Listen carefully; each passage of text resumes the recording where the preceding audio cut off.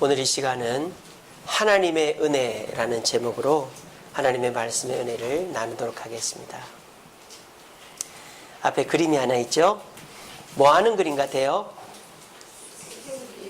예. 무슨 스케이트? 그렇죠. 쇼트트랙이죠. 예. 예, 이거는 쇼트트랙 하는 경기를 그린 그림입니다. 혹시 이 그림을 누가 그렸는지 아시는 분? 광고에도 나왔는데. 예, 어이구, 우리 신의주 집사님. 예, 바로 이분이 그렸어요. 석창우 화백이라는 분입니다. 올해, 그러니까 55년생인데, 올해 나이가 64세 된 분이에요. 근데 이분을 자세히 보십시오. 뭐가 없어요? 팔이 없어요. 정확하게 말하면, 여기까지가 없어요. 여기서부터는 있어요. 그런데 이런 그림을 그리는 분이에요. 제가 그 평창 올림픽 할 때 TV에서 광고를 하더라고요. 근데 이분이 나와가지고 말로 막 하니까 TV가 뭐 어떻게 막 하고 그러더라고요. 뭐 찾아줘 하니까 찾아주고 그러더라고요. 근데 이분이 맨 끝장면을 보니까 막 그림을 그리더라고요, 막. 근데 팔이 없는 분이 이런 그림을 그리길래 아, 이분 참 특이하다. 그래서 좀 알아봤어요. 그러니까 이분이 보통 분이 아니더라고요. 이분이 명지대학교 전기전자공학과를 졸업을 하고는 전기회사에 취직을 했습니다. 전기기술자로 일을 하는데 사고가 났어요. 22,900V. 와, 22,900V 공사하다가 전기를 몸으로 받은 거예요. 그 퐁 하고 튕겼는데 손이 이제 탄 거죠, 이렇게 손이. 근데 여러분, 절단을 할 때는요, 여기가 썩으면 여기까지 절단해야 됩니다. 아십니까? 여기 썩었다가 여기까지 절단하면 또 절단해야 돼요. 이분이 그런 거예요. 펑 해가지고 이제 손이 이제 탔는데 괜찮겠지 하고 여기까지만 딱 절단했는데 또 여기가 썩어 들어가는 거예요. 또 여기까지 절단하는 거예요. 그러니까 애초부터 한 여기까지 절단했으면 요 밑으로 사는 건데 절단을 잘못한 거죠. 옛날이니까 84년도니까. 그래가지고 절단을 하다가 결국 여기까지 절단이 된 거예요. 12번 수술을 했답니다. 12번. 양손을 이렇게. 그 양손이 없는 거예요. 그때 나이가 29살. 이미 결혼을 했어요. 결혼을 해서 애가 둘이에요. 29살짜리 이제 애기 아빠가 사고가 나서 양쪽 팔을 절단을 했으니 얼마나 앞이 막막합니까? 그런데 그때가 84년도거든요. 근데 이제 이분이 아이들이 이분한테 부탁을 했어요. 아빠, 참새 하나만 그려줘. 그런 거예요. 근데 이분이 이제 의수를 이렇게 하고 다니는데 애들이 그려달라니까는 막 죽을 힘을 다해가지고 참새를 그려준 거예요. 그래가지고 아이고 이게 무슨 그림이야 했는데 애들이 와, 우리 아빠 너무 잘 그렸다 이렇게 된 거예요. 거기에 용기를 얻어가지고 이분이 서예 학원을 다니기 시작했습니다. 그러면서 서예를 배우면서 이분이 서예와, 그러니까 그 동양의 이 붓글씨와 서양의 그림을 접목을 시켜봐야 되겠다. 그렇게 해서 이분이 크로키라는 걸 배웠는데, 크로키가 뭐냐면 스케치예요, 쉽게 말하면. 그러니까 아주 정교한 그림을 그리기 전에 밑그림이죠. 근데 이분이 팔이 없기 때문에, 손가락도 없기 때문에 정교한 그림을 못 그린단 말이에요. 우리 지훈이처럼 그림을 잘 못 그려요. 그러니까 대신에 이분은 이런 크로키, 그냥 굵은 선, 밑그림은 그릴 수 있단 말이에요. 그래서 이분이 붓을 가지고 크로키를 그리는 것을 최초로 시도하게 됐어요. 그래서 이분이 수묵 크로키의 창시자입니다. 수묵 크로키. 그래서 이분이 그걸 그리기 시작했는데 인정을 받기 시작한 거예요. 그래서 이분이 지금까지 뭐 단체전 빼고 개인전만 총 40회를 했답니다. 그리고 해외에서 12번이나 개인전을 연 세계적으로 유명한 수묵 크로키 화가랍니다. 근데 이분이 요즘에는 뭘 쓰고 있는지 아세요?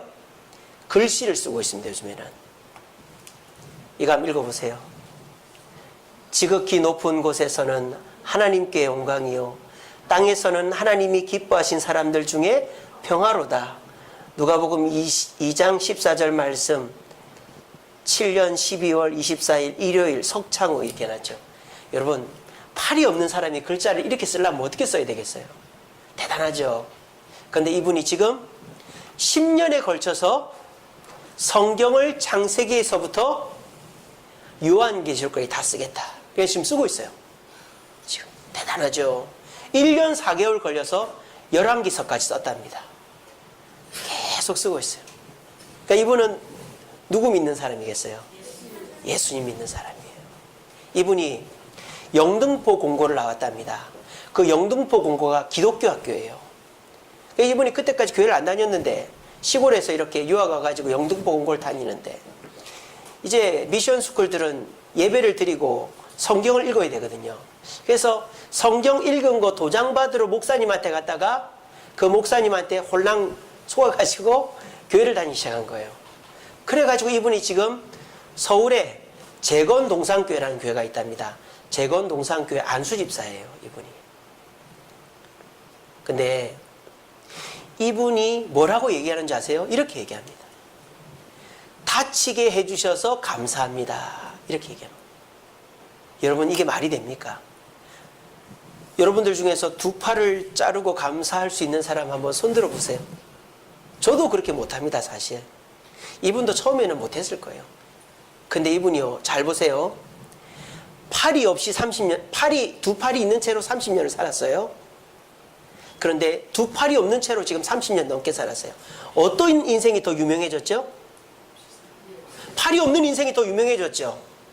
자, 두 팔이 있는 채로 살았는데 두 팔이 없는 채로 어떻게 언제가 더 부자가 됐을까요? 두 팔이 없는 지금이 더 부자가 된 거예요.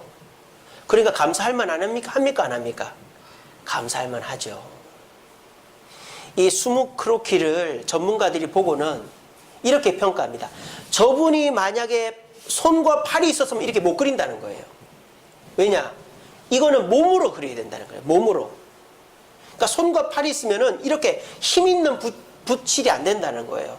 근데 이분이 손과 팔이 없으니까 이게 고정이 됐으니까 몸으로 이렇게 하다 보니까 이렇게 힘 있고 강렬한 그림이 나왔다. 그러니까 이분에게 있어서 다치게 해주신 것이 감사하다라고 고백할 만하죠. 그래서 이분은 지금요, 한 가지의 목표를 보고 있는 거예요. 감사. 특별히 범사에 감사하자. 다치면서 감사를 회복한 겁니다. 고등학교 때부터 교회를 다녔지만 이분이 감사하는 내용들을 한번 들어보십시오. 두 번째는 그때 전기사고 펑 났는데 직원들 안 다치고 내가 다치게 해주셔서 감사합니다. 여러분 이런 감사하기가 쉽지가 않죠, 그죠? 근데 이분이 다치고 난 다음에 직원들 안 다치고 내가 다친 거 감사하다는 거예요. 또 다리 안 다치고 팔 다친 거 감사하다 그러는 거예요. 그러니까 이분이 다리 다쳤으면 휠체어 타고 다니거나 못 걸어 다닐 거 아니에요. 근데 팔을 다쳤는데 의수로 뭔가 할 수 있는 상황이 됐으니 감사하다 그러는 거예요. 또 어디까지 잘랐다고요? 요까지 자른 거예요. 요까지 자르거나 요까지 잘랐으면 의수를 착용해도 그림을 못 그려요. 근데 이분이 의수를 착용할 수 있을까지 절단한 것에 대해서 감사한다. 그리고 저와 아이들을 책임져 준 아내를 만난 것이 감사하다 그러는 거예요. 이 석창호 화백이요, 29살 때 사고가 나가지고 생계를 누가 책임을 졌느냐? 아내가 책임을 진 거예요. 지금 아이들은 다 자라서 결혼을 하고 출가했답니다만 아내가 일을 그만둔 지가 얼마 안 됐대요. 그러니까 그동안에 이분이 수입이 없으니까 그 아내가 요즘의 아내들 같으면 버리고 도망갔을 수도 있는데 그 아내는 예수 믿으니까 그랬겠지만은 두 아이와 이 사고난 남편을 위해서 평생을 일을 한 거예요. 그래 이 남자는 이 아내에게 너무너무 감사한다 그러는 거예요. 이 석창호 화백은 감사가 이 사람을 살린 겁니다. 감사가 이 사람을 성공하게 한 겁니다. 감사가 이 사람에게 복을 준 겁니다. 그래서 오늘 이 시간에는 우리가 감사를 회복하자라는 것이죠. 오늘은 맥추감사주일입니다. 맥추감사주일은 보리 농사를 다 끝내고 보리를 주신 하나님께 감사하는 이스라엘의 절기죠. 우리는 보리 농사를 안 짓습니다. 하지만 우리는 맥추감사주일을 어떤 의미로 지킵니까? 맥추감사주일은요, 상반기가 끝난 다음에 지켜요. 그러니까 우리 오늘이 7월 1일이잖아요. 1월달부터 6월달까지 다 지나고 하나님께 감사하는 날입니다. 그래서 우리는 농사 지어서 감사하진 않지만 상반기 동안에 우리의 건강과 가정과 직장과 우리 교회를 지켜주신 것에 대해서 감사하는 날이 오늘 맥추감사주일입니다. 오늘 저는 저와 여러분들이 범사에 감사할 수 있게 되기를 바랍니다. 범사에. 우리가 간혹 감사하죠. 그런데 가끔 감사하는 것으로는 우리가 석창의 화백과 같은 그런 축복을 누릴 수가 없어요. 그래서 오늘 저는요, 불가능해 보이는 이 범사에 감사하는 방법에 대해서 제가 받은 은혜를 나누고자 합니다. 저도요, 오늘 이 말씀을 준비하면서 큰 충격을 받았어요. 아, 내가 정말 잘못됐구나. 왜? 나도 범사에 감사를 못하고 있더라고요. 항상 불안해하고 무언가에 쫓기고 무엇 때문에 힘들어하고, 그래서 내 입에서 감사가 나오기보다 얼굴이 찡그러지고 막 불안하고 두려운 것이 저를 떠나지를 않고 있는 것을 저는 이번에 말씀을 준비하면서 확인했습니다. 그게 왜 그럴까? 감사를 하기는 하지만 그 감사가 하나님이 원하시는 감사가 아니었다는 걸 발견했습니다. 오늘 말씀을 잘 들어보십시오. 우리는 보통 어떨 때 감사합니까? 첫째로 일반적으로 모든 사람들은 보편적으로 이럴 때 감사하죠. 좋은 일이 있을 때, 월급을 탔다거나 승진을 했다거나 성적이 좋아졌다거나 몸이 아픈 데가 나았다거나 결혼을 했다거나 생일이거나 이렇게 좋은 일이, 행복한 일이, 기쁜 일이 있을 때 우리는 감사합니다. 이것도 좋은 거죠. 요즘 이런 것도 안 하는 분들도 많아요. 그런데 이 좋은 일에 대한 감사는 상황적 감사예요. 이런 상황이 없으면 감사를 할까요, 안 할까요? 안 하는 거예요. 그러면 범사의 감사가 안 되는 거예요. 자, 그런데 우리 그리스도인들은 좋은 일이 있을 때만 감사하지 않습니다. 특별히 세상 사람들 중에서도 내가 좋은 일이 없더라도 감사하려고 애쓰는 사람이 있어요. 어떤 사람들? 이렇게 하면 감사가 되죠. 남과 비교해 보는 거예요. 특별히 나보다 돈 많고 대단한 사람이 아니라 나보다 불쌍하고 가난하고 힘든 사람들 보면서 아이고, 그래도 나는 저 사람보단 낫지. 그래도 나는 감사할 제목이 있구나. 이렇게 남과 비교하면서 감사 제목을 찾으려고 애를 쓰는 분이 계세요. 좋은 일이죠. 어쨌든 감사하려고 하니까. 근데 이런 감사는요, 사실은 남을 비하하는 감사고요. 이런 감사는 소극적인 감사예요. 내게 진짜 좋은 일이 있는 것도 아니고 또 그냥 내가 어거지로 감사하는 감사라고 볼 수 있죠. 내가 남과 비교해서 저 사람 가난하니까 내가 감사하다. 이거는 그 사람 사실은 흉보는 거 아닙니까? 그죠? 그렇지만 우리가 남과 비교해서 감사하는 것도 중요하죠. 하지만 이렇게 감사하면 범사에 감사할 수가 없어요. 자, 그런데 우리 그리스도인들, 예수 믿는 사람들은 어떻게 감사하려고 하느냐? 미래에 대한 확신으로 감사하려고 합니다. 지금은 없어도 나중에 주실 줄로 믿고 감사하는 겁니다. 아주 귀한 일이죠. 아주 중요한 일입니다. 나중에 주실 줄로 믿고 감사하는 거. 근데 이 미래에 대한 확신의 감사는 문제가 뭘까요? 지금 없는 거예요. 지금은.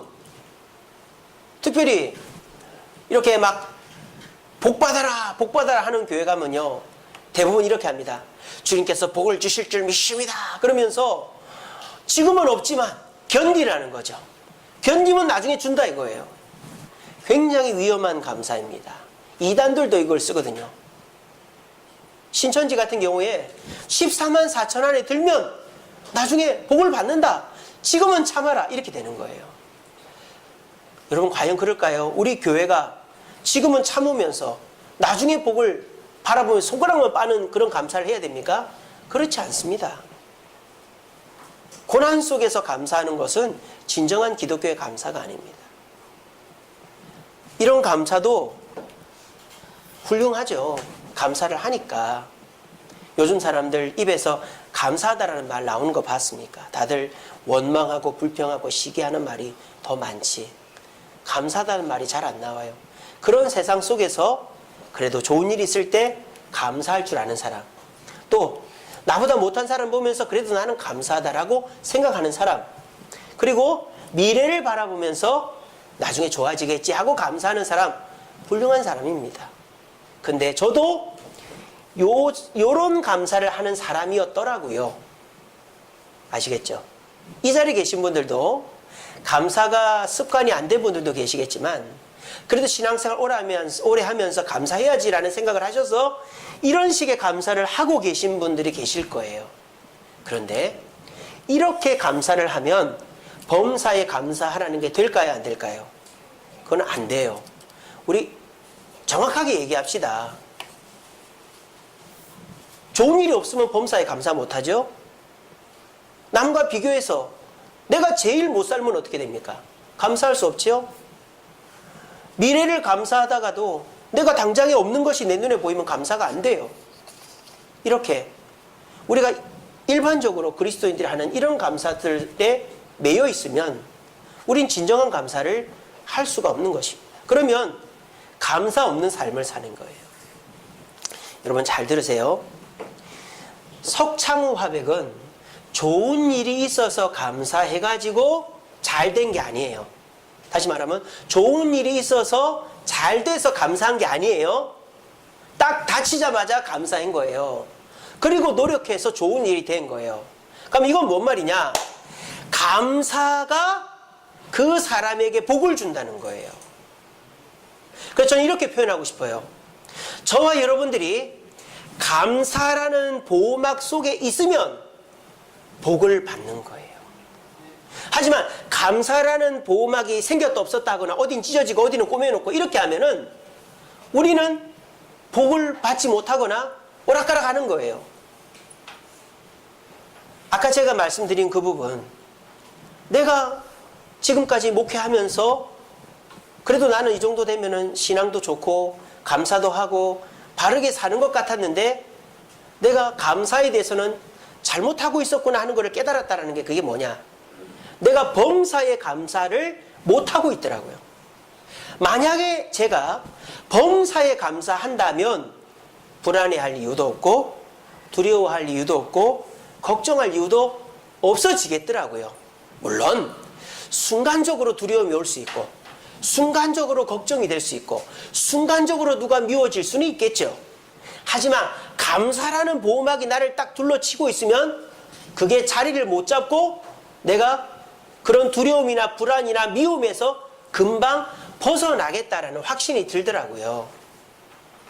오늘 이게 잘 이해가 되실지 모르겠어요.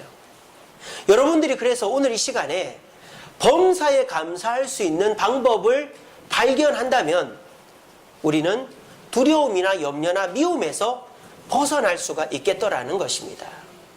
그런데 이런 식의 감사도 소중하지만 이런 식의 감사만 하면 범사의 감사가 안 되고 우리는 때로는 불안하고 때로는 염려하고 때로는 미워하면서 마음이 평안하거나 마음이 기쁘지가 못하게 되는 것입니다.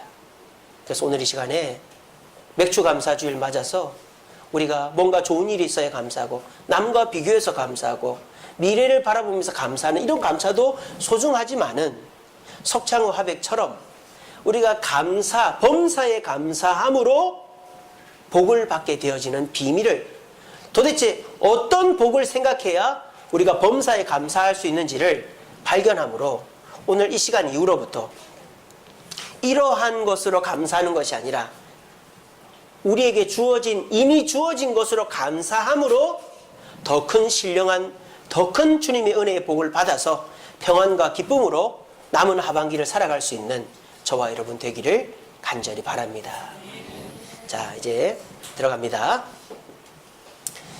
자, 오늘 에베소서 이제 바울이 감옥에 있었죠. 햇빌 골몬 옥중서신입니다.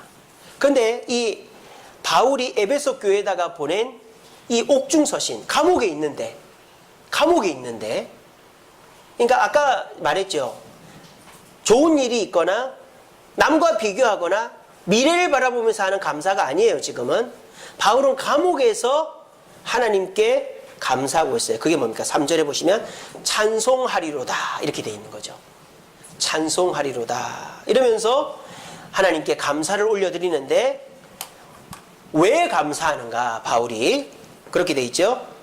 하나님 곧 우리 주 예수 그리스도의 아버지께서 그리스도 안에서 하늘에 속한 모든 뭐를? 신령한 복을 우리에게 주시되라고 되어 있어요. 여기서 주시되라는 것은 has blessed예요. 영어로 말하면 과거형이에요.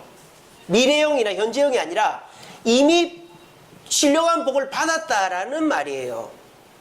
이게 오늘 설교의 핵심입니다.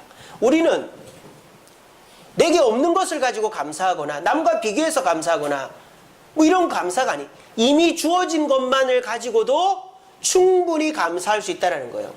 우리에게 주어진 것이 뭐다? 이 신령한 복이다라는 것입니다. 우리가 신앙생활에 그 사람이 진짜 바른 신앙인이냐 아니냐라는 것은 오늘 제가 신령한 복이라고 말씀드리는 것이 감사하다라고 고백이 되는 사람은 진짜 그리스도인입니다. 하지만 저게 무슨 복이야? 저거 갖고 어떻게 감사해? 이러면 아직 진짜 그리스도인이 안 된 거예요. 이게 시금석입니다. 그래서 복에 대한 개념을 바꿔야 됩니다.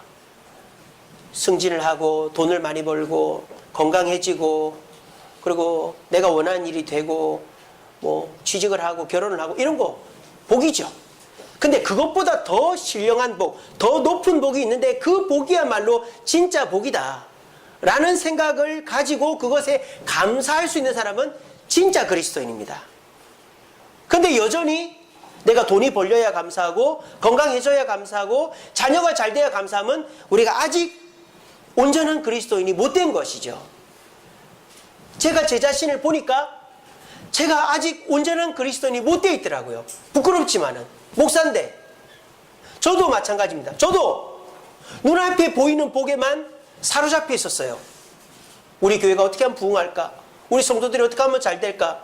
어떻게 하면 우리 애들이 공부도 잘하고 인정받을까? 어떻게 하면 내가 사람들한테 존경받고 내가 막 칭찬받을까? 저도 그런 눈에 보이는 복에 사로잡혀 있었어요. 그런 것이 없으면 불안해하고 그런 것에 칭찬 못 받으면 막 억울해하고 또 그런 거 없으면 막 걱정하고 저도 그렇게 했었어요. 근데 그렇게 해가지고는 진정한 감사가 없겠더라 하는 걸 깨닫게 된 겁니다. 오늘 이 시간에 저와 여러분들은 이미 받았어요. 복을. 신령한 복을 받았어요. 그것이 진짜 복이다라고 믿어지고 감사가 되는 사람은 진정한 그리스도인의 단계에 이른 사람입니다. 그런 사람은 목에 칼을 들여대도 나는 예수를 믿지 우상에게 절 안 합니다가 되는 거예요. 직장에서 너 내일 나올래? 잘릴래? 그래도 나는 교회 간다고가 되는 거예요. 결혼할 때 나는 예수 안 믿는 사람은 결혼 안 해요 라고가 되는 거예요. 복이라는 것이 오늘 제가 말씀드리는 이것이 진짜 복이다라는 것을 깨닫고 이 복을 추구하는 사람은 그게 되는 거예요. 하지만 여전히 복은 내가 돈을 많이 벌어야 복이지, 몸이 좋아져야 복이지, 자녀들이 잘 돼야 복이지, 내가 성공을 해야 복이지, 거기에 매여 있으면 우린 진정한 감사가 안 되고 진정한 그리스도인의 단계에 이를 수가 없는 것입니다. 그래서 오늘 이 시간에 제가 지금 말씀드리는 이 신령한 복에 대해서 가만히 생각해 보시고, 그렇지, 그게 진짜 복이지. 근데 그 복을 나는 받았지. 그러므로 나는 뭐가 되는 거예요? 범사에 감사가 되는 거예요. 저는 이거를 깨달았어요. 그래서 이 은혜를 여러분들하고 나누고 싶어요. 석창호 화백도 그걸 깨달았을 거예요. 그러니까 두 팔이 없는데 범사에 감사하라고 하는 거죠. 그걸 깨달은 자는 감사로 더 큰 복을 받게 됩니다. 오늘 시간에 내가 돈이 없어도, 내가 몸이 아파도, 내가 성공을 못해도, 직장에서 힘들어도, 가정에서 어려워도 감사할 수 있는 제목을 발견한다면 여러분들은 진짜 수지 맞은 시간이 되어지는 것이에요. 오늘 말씀을 잘 들어보시고, 그렇구나, 저게 진짜 복인데 내가 이미 받았구나, 앞으로 저게 진짜 복이라는 것을 믿고 감사를 연습해야 되겠다라고 생각하시고 진정한 감사를 연습하는 저와 여러분 되기를 간절히 바랍니다. 자, 그러면 바울이, 감옥에 갇혀있는 바울이 하나님께 찬송을 올리면서 감사하는 그 신령한 복이 도대체 뭘까요? 돈일까요? 건강일까요?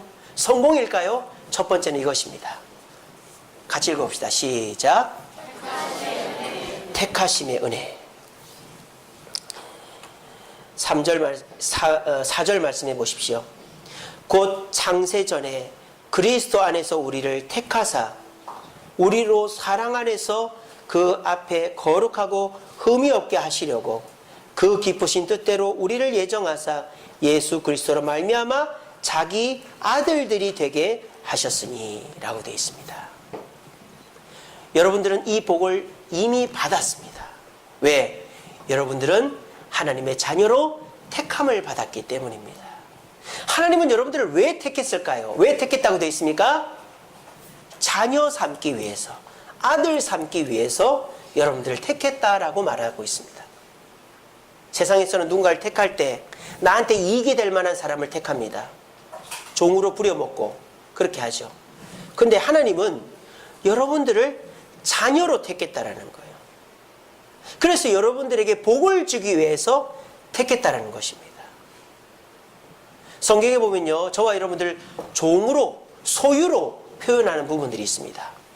제가 지난 새벽기도 때 설교한 부분인데, 우리가 성경에 보면 너는 나의 소유다 라고 말할 때, 종이다 라고 말할 때 그 소유라는 단어는 히브리어로 세구라라는 단어예요. 세구라. 근데 이 세구라는 단어의 뜻이 뭔지 아세요? 보석이다 라는 뜻이에요. 보석. 그러니까 여러분, 종에 대한 개념을 다르게 봐야 돼요. 우리나라 종은 어떻습니까? 막 주인이 부려먹고 막 주인이 막 함부로 대하고 죽이고 팔고 이런 종이잖아요. 근데 하나님이 지금 종이라고 말할 때 그 종은 함부로 대하고 부려먹고 파는 그런 종이 아니라 보석과 같이 보호하고 항상 끼고 다니는 종, 소유다라고 말하고 있는 거예요.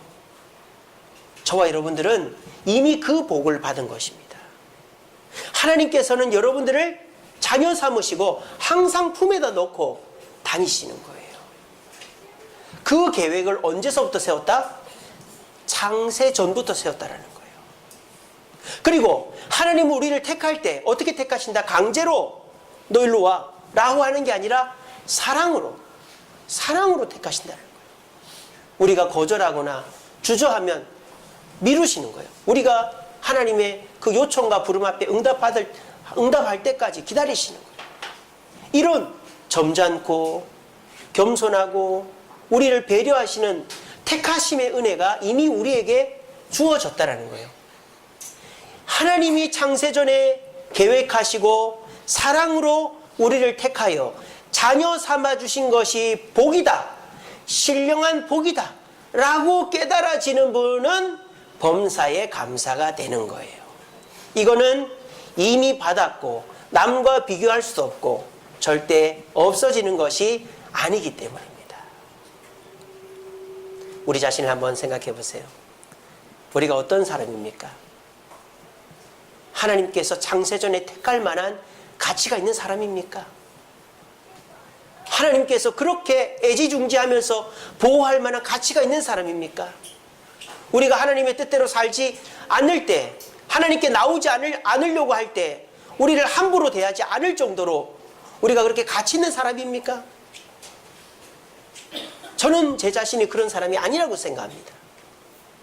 저는 하나님 말씀대로 산다고 하면서도 나쁜 생각을 하고 과거의 습관을 끊지 못하고 사람을 미워하고 때로는 하나님을 원망하고 욕심 부릴 때가 많은 사람입니다. 그런데 그런 저를 하나님은 네가 그런 죄를 지었으니 이제는 너 내 자녀 아니야 라고 말하지 않고 창세전부터 택하신 그 은혜를 지금부터 앞으로 영원까지 유지하시겠다고 약속하시면서 보석과 같이 우리를 보호하시고 계시겠다니, 그거를 생각하니까 저는 그 은혜가 너무너무 감사하고 큰 거예요. 무엇보다 내가 돈 많이 벌고 건강하고 사람들한테 인정받고 내 자식들 잘 되는 것보다 창세전에 하나님이 예정하여 나를 택하여 자녀 삼아주신 것이 더 큰 복이다 라는 감사가 나오더라고요. 사랑의 원자탄이라고 불리는 손양원 목사님, 여순 반란 사건 때 두 아들을 잃었습니다. 근데 자기 아들을 쏘아 죽인 그 공산당 청년을 앉혀놓고 손양원 목사님 하나님께 감사합니다. 내 두 아들 미국보다 더 좋은 천국 갔으니 감사합니다. 여러분, 이게 어떻게 가능하겠어요? 이게 가능합니까? 가능하다는 거예요. 왜? 택하심의 은혜가 내 자녀들이 잘 되는 것보다 더 소중하다고 생각하는 사람은 자녀가 죽어도 감사할 수 있는 거예요. 내가 당장에 몸이 아파도 몸 아픈 것보다 하나님이 나를 택하시고 보석처럼 싸매어 주시고 있는 것이 감사하다고 생각하는 사람은 감사가 나오는 거예요. 사업적으로 힘들어도 당장 내일이면 어떻게 될지 몰라도 하나님의 택하신 은혜에 감사하는 마음이 있는 자는 불평불만이 안 나오는 거예요. 이게 범사에 감사할 수 있는 비결이다라는 것입니다. 저는 이것을 연습하기로 다짐했습니다. 어려운 일이 있고 힘든 일이 있고 뜻대로 안 되어도 그래도 나는 하나님의 자녀 아닌가, 하나님이 보석처럼 나를 싸매고 있지 않는가, 이렇게 하나님을 배신하고 원망불평하는 나를 버리지 않는 분이 내 하나님 아버지 아닌가 라고 생각하면 제가 지금 당하고 있는 고난과 염려와 근심이 싹 떠나갈 것 같습니다. 오늘 이 시간 이후로부터 어려움 있고 힘든 일이 있더라도 그것을 원망불평으로 날려버리지 마시고, 그래도 하나님이 나를 자녀 삼으시고 택하시고 보호하고 계시니 얼마나 감사하냐 하는 고백을 통해서 불평과 원망과 두려움에 사로잡히지 마시고 감사라는 보호막 속에 평안을 유지할 수 있는 저와 여러분 되기를 간절히 바랍니다. 바울이 말하는 신령한 복 두 번째는 뭐냐? 읽어봅시다. 시작. 죄사함의 은혜입니다. 저게 무슨 은혜야? 감사할 거야. 돈을 벌게 해줘야지, 내가 성공하고 잘 돼야지, 그게 감사할 거지. 죄사함이 그게 무슨 은혜야? 그렇게 생각이 되시겠죠? 그렇지 않습니다. 7절 말씀해 보십시오. 우리는 그리스도 안에서 그의 은혜의 풍성함을 따라 그의 피로 말미암아 속량 곧 죄사함을 받았느니라. 이는 그가 모든 지혜와 총명을 우리에게 넘치게 하사 그 뜻의 비밀을 우리에게 알리신 것이요 그의 기뻐하심을 따라 그리스도 안에서 때가 찬 경륜을 위하여 예정하신 것이다. 이렇게 되어 있습니다. 자, 우리 예수님께서 우리 죄를 사하셨어요. 자, 그런데요, 오늘 다윗이 아니죠. 바울은 우리가 죄 사함을 받았다라는 앞에 한 단어를 쓰고 있어요. 그게 무슨 단어입니까? 속량이라는 단어입니다. 속량이라는 단어. 여러분, 속량이라는 단어가 뭐죠? 대가를 지불했다라는 겁니다. 하나님은 천지를 창조하실 때 뭐로 창조하셨죠? 그렇죠. 말씀으로 창조하셨죠. 하나님은, 우리 예수님은 병자를 고칠 때 뭐로 고치시죠? 말씀으로 고치시죠. 예. 우리 예수님이 풍랑을 잠잠케 하실 때, 귀신을 쫓아내실 때 뭐로 하시죠? 크게 해도 돼. 3-4번 해야지. 말씀으로 하십니다. 근데 이 속량은 말로 되는 게 아니에요. 속량은 말로 되는 게 아니에요. 속량은 대가를 지불해야 되는 것입니다. 근데 그 대가가요, 만만한 게 아니에요. 우리 예수님은 우리 죄를 사하기 위해서 대가를 지불하는데 뭐로 지불을 한 거예요? 자기를 지불한 거예요. 자신을, 나를 대가로 지불한 거예요. 그 은혜를 생각하면 우리가 예수님을 그냥 쉽게 볼 수가 없죠. 특별히 내 죄를 위해서 죽었다라고, 예수님이 내 죄를 위해서 자기를 내어줬다고 확실히 믿는 사람은 이렇게 살지 않죠. 약속해놓고 어기고 주일날 딴 데 가고 이러지 않죠. 만약에 여러분들을 위해서 누군가가 죽었다면 여러분들 나를 위해 죽어준 그 사람을 위해서 내가 뭐라도 하고 싶지 않겠어요? 예수님이 내 죄를 위해 죽었다는 걸 진짜 믿는다면 우리는 지금과 같이 신앙생활을 하지 않을 것입니다. 사랑하는 성도 여러분, 우리 예수님은요, 내가 어떻게 하는지 보고 죽으신 분이 아니에요. 아까 제가 말씀드렸죠. 신령한 복을 우리가 이미 받았다고. 예수님이 이미 죽어주신 거예요. 저와 여러분들을 위해서. 우리가 믿든 안 믿든, 감사하든 안 감사하든 우리 예수님이 이미 죽어주신 거예요. 여러분, 이런 거 생각하는 거 너무 감사하지 않습니까?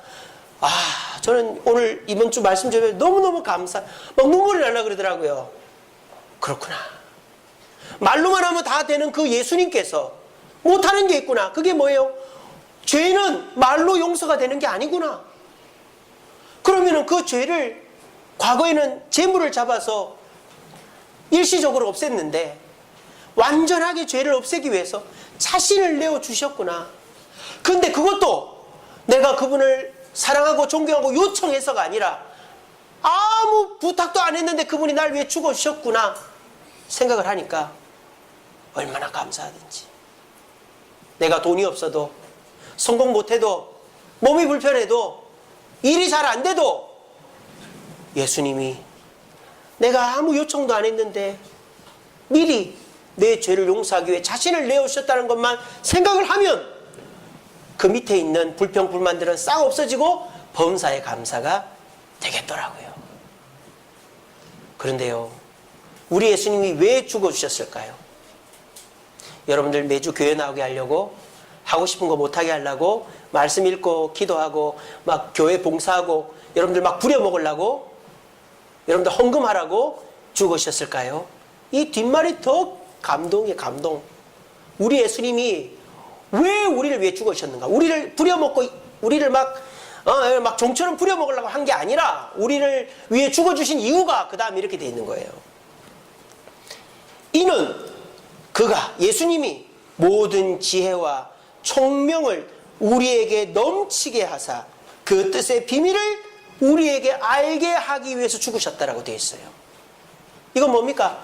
자기를 위해서 죽은 게 아니라 100% 우리를 위해 죽으신 거예요. 예수님이 우리를 이용해 먹으려고 그러는 게 아니라 이 세 가지를 주시기 위해서 죽으셨다.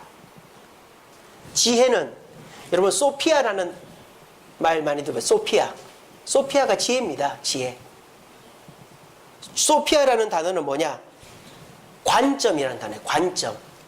하나님께서 지혜를 주셨는데 그건 뭐냐? 관점을 주신 거예요. 하나님의 시각, 관점으로 세상을 보는 걸 주신 거예요. 여러분, 세상을 다르게 보는 관점을 가진 사람이 세상을 바꿉니다. 관점이 그만큼 중요한 거예요. 두 번째로 총명. 하나님 우리에게 총명을 주셨어요. 그건 뭘까요? 판단력을 주셨어요. 판단력이라는 게 뭡니까? 옳고 그른 거를 정확하게 가려낼 수 있는 거죠. 사람이 잘하다가 삐끗하면은 판단 하나 잘못하면 망해먹잖아요. 판단력을 주셨다. 그리고 세 번째로 우리에게 비밀을 주셨다. 이 비밀은 뭐냐? 하나님의 말씀을 깨닫는 은혜를 주셨다라는 겁니다. 우리 예수님은 왜 십자가에 죽으셨는가? 우리 죄를 사하여 천국 가게 할 뿐만 아니라 이 땅을 살아가야 될 우리에게 하나님의 관점으로 세상을 보게 만드시고 하나님의 판단력으로 잘못과 좋은 길을 가리게 하시고 그리고 무엇보다 말씀을 통하여 깨닫게 하시고자 우리를 위해 죽으셨다는 거예요. 우리를 부려먹으려고 죽은 게 아니고. 이걸 생각하니까 너무 감사하더라고요. 이미 우리는 이거를 받았다라는 것입니다. 여러분, 이것을 한마디로 표현하면 뭔지 아세요? 마귀에게 이길 수 있는 능력을 주신 거예요.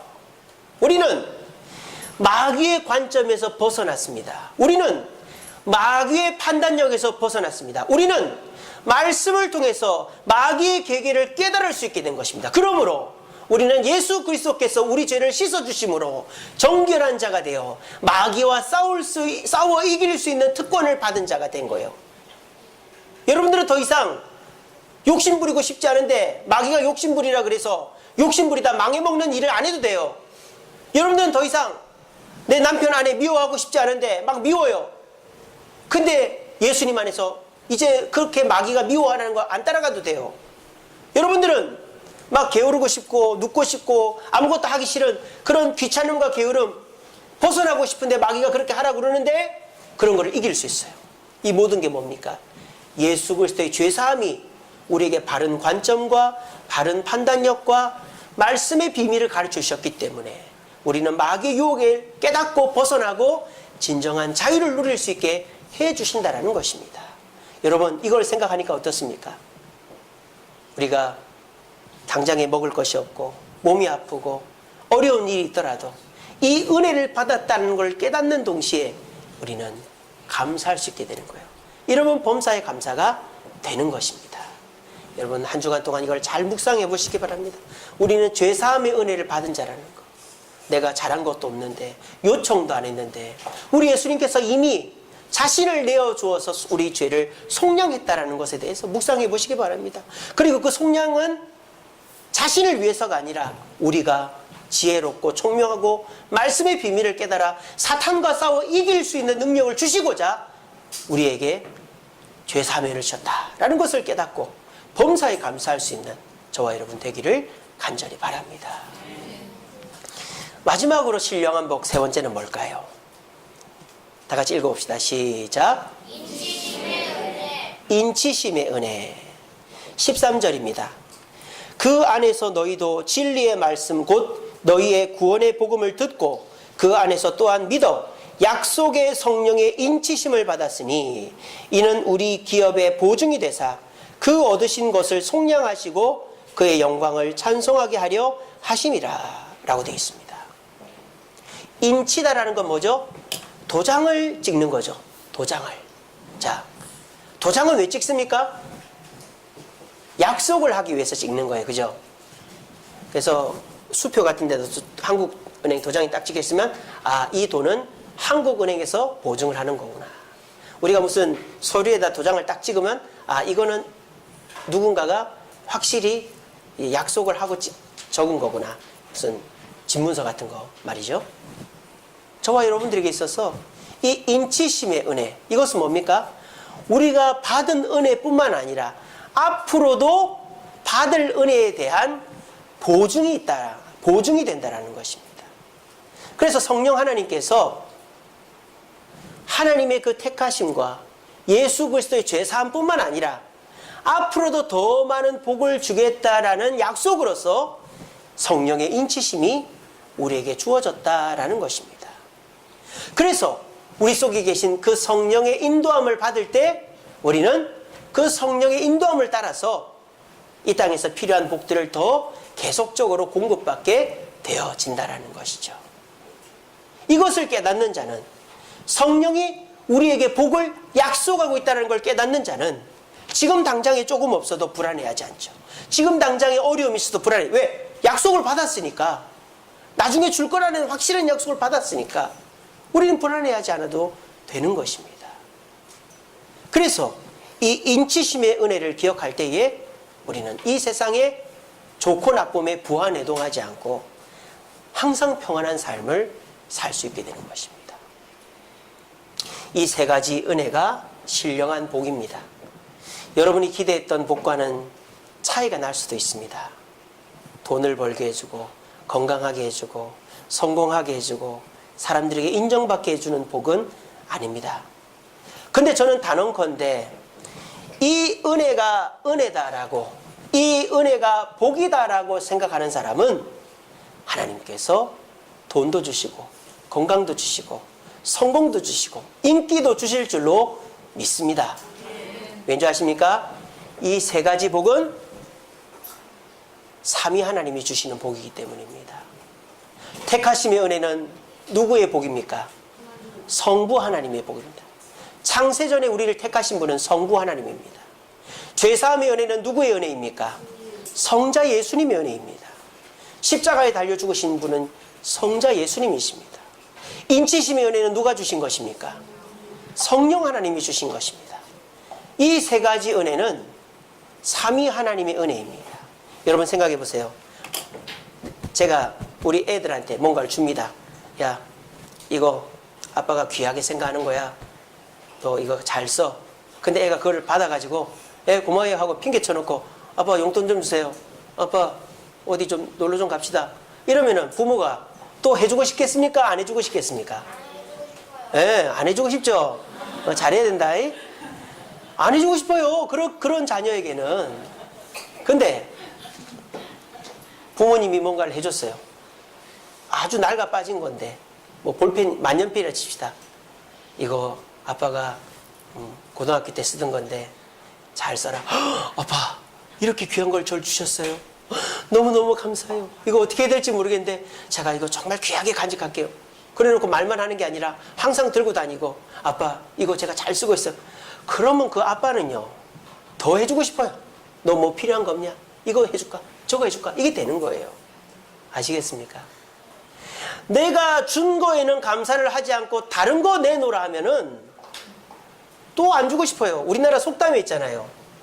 물에서 건져줬더니 개나리 보침 내놔란다고.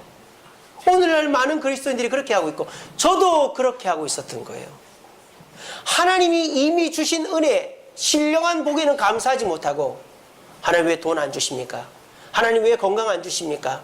하나님 왜 성공 안 하게 해주십니까? 하나님 왜 저 잘 안 되게 해주십니까? 라고 말하니까 하나님의 복도 없고 감사도 없고 불평불만만이 있었던 것이다라는 것이죠. 여러분들이 당장에 이게 신령한 복이다라고 생각이 안 될 수도 있어요.